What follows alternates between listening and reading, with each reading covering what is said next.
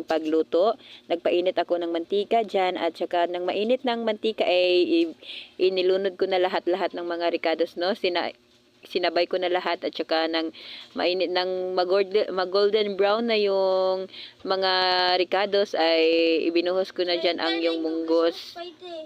At saka tinakpan ko na rin yan at pumunta na rin ako sa garden ng lula ng aking partner at saka nanghingi na ako ng ng oregano at ng malunggay kasi isasahog ko sa munggo.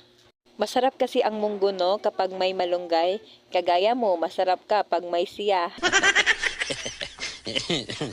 At ayan na nga, no, nilunod ko na po yung malunggay sa munggo, no, at saka ayan na po ang munggo natin. So hanggang dito na lang po tayo, no. Thank you for watching. Kain-kain mo po muna tayo.